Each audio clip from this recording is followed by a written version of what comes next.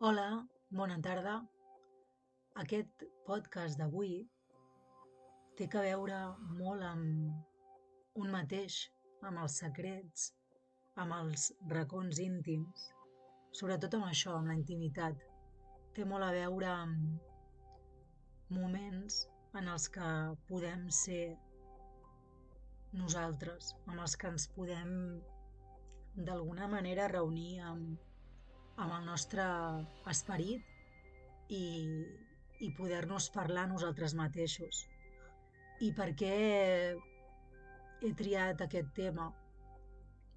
Fins fa poc, la veritat és que doncs me n'he adonat de que, bueno, recentment, com si diguéssim, me n'he adonat de que no tinc massa temps. No tinc temps. No tinc temps per estar amb mi. No tinc temps per invertir en moments com els que recordo de quan era petita. I llavors, doncs, aquesta manca de temps m'ha portat en aquells moments, en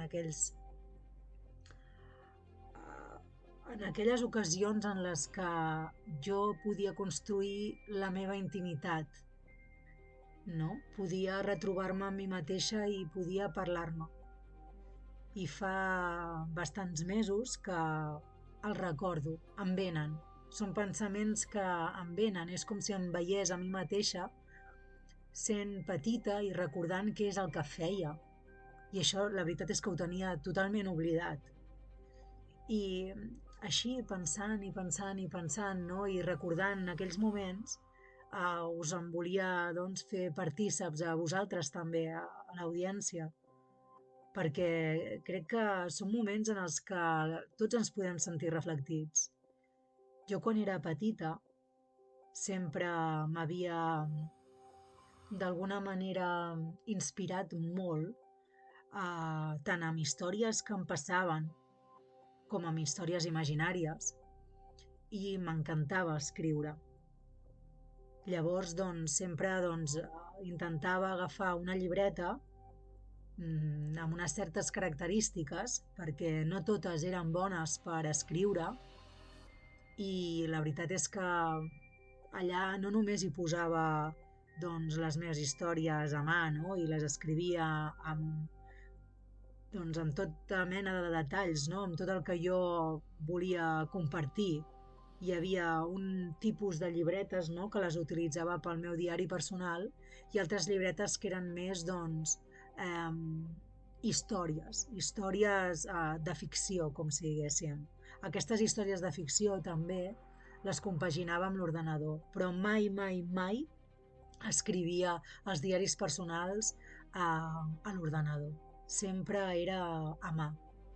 Llavors, doncs, tenia aquestes dues maneres, no?, de poder treure aquestes idees, aquests pensaments a través de l'escriptura. I també una cosa que m'agradava molt era que en els diaris personals afegia tot tipus de material gràfic, colors, dibuixos, fotografies, el que fos, i ho enganxava. Llavors allò es convertia ja no només en una llibreta, no com en un diari, que això, vull dir, molts ho haureu fet, no és que jo ara estigui pensant en que jo era algo especial, no, no, és de veritat, és que he necessitat poder recordar aquells moments en els que jo era jo, en els que no em sentia perduda, en els que no em sentia desorientada, en els que estava completament connectada amb el meu imaginari, amb el meu esperit.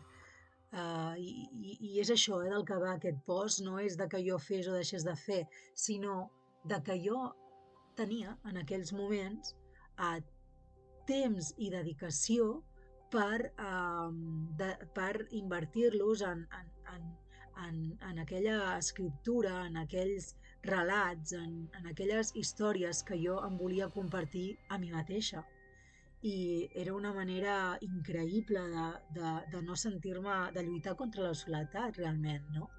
Si jo recordo de començar, suposo que sobre els 8 anys, i encara els tinc guardats, no els vull tornar a rellegir perquè fa pocs anys ho vaig intentar fer i em va remoure coses que de veritat no tenia ganes de tornar a sentir i a més és que em sentia poc reflectida amb el que sóc jo avui ara, vull dir, realment sí que canviem, clar que canviem. Les circumstàncies, la maduresa, tot ens fa canviar, no? Ens convertim en altres persones encara que conservem la mateixa essència. Perquè, per exemple, en relació a l'escriptura sempre m'ha agradat escriure, però bé, el fet ara de no poder invertir doncs el mateix temps que tenia llavors en escriure doncs m'ha fet recolzar-me en aquests records tan profuns, no? I tan interessants en el sentit de que recordo l'habitació en la que ho feia, no? I en l'escriptori que utilitzava i en la llum i l'ambient que hi havia en aquells moments, no? Era realment hi havia una prèvia, no? Una preparació prèvia per poder arribar a començar a escriure i havia d'haver-hi aquell ambient, un ambient càlid, un ambient amb una llum tènua, amb, inclús amb música, no? Amb un acompanyament d'una música, havies d'estar en un estat, no? Que no era un estat normal, era l'estat en el que jo arribava per poder ser completament sincera amb mi mateixa, treure els dimonis o els costats, els cantons, perdó, més foscos, no?, de mi, o inclús els més doncs, vulnerables o els més amorosos o no? Totes les parts doncs, més pures, no? D'un mateix i poder-los plasmar en el paper perquè realment no hi havia cap interès de mentir a ningú, no em volia mentir a mi mateixa. Llavors, o sigui, tampoc no hi havia expectatives, tampoc no hi havia l'urgència d'haver de publicar aquelles pàgines. Llavors, o sigui, aquell estat tan cru, no? Tan verge, tan poc contaminat de res extern, feia que sí o sí hi havia d'haver aquesta preparació, aquest ritual, d'alguna manera, per poder tenir doncs, aquella consistència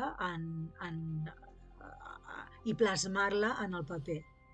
Llavors m'ha semblat interessant últimament pensar en aquells moments i en com ho feia i en quin estil, no? O sigui, era totalment personal, o sigui, no hi havia influència de res.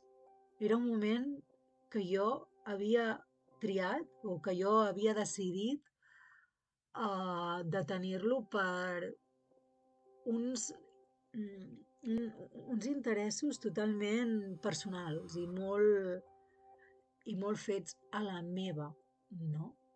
Llavors, crec que recordar-los m'ha fet adonar que llavors era molt més lliure que ara. I encara que ara cregui que he madurat, etc, també tinc la intenció de que m'he perdut moltes vegades i que llavors amb tots aquells recursos que jo tenia i que jo m'havia buscat pels meus propis, no? Per el meu propi instint, eren totalment vàlids i era un camí que em duia a la llibertat emocional. I penses, ostres, és increïble no? Com una persona amb una edat tan petita tingui aquest instint que ja ve no? De la prehistòria, no? Com si diguéssim, jo què sé, ja ve d'alguna cosa molt més potser bàsica, no? De voler treure els nostres sentiments, de voler-nos expressar de la manera que puguem per poder-nos sentir millor, no? Fer aquesta catarsis, no? I em sembla bueno, doncs, que és bastant positiu haver de, de, de resoldre aquestes, doncs, potser circumstàncies que a vegades un no entén per ell mateix a través de, ja sigui l'escriptura o a través d'una altra forma de poder canalitzar alguns sentiments. Eh, Vosaltres ho feu? Teniu diaris? Creieu que és una manera positiva de poder canalitzar emocions? O creieu que es fa en uns determinats moments, perquè normalment la gent ho fa quan, en general, la gent ho fa quan té menys anys, no? A mesura que anem creixent, potser ja no li trobem tant el sentit i per què això? Ens costa més mirar-nos a nosaltres mateixos i dir-nos la veritat? O és que ens costa mentir-nos més? Què penseu? Gràcies.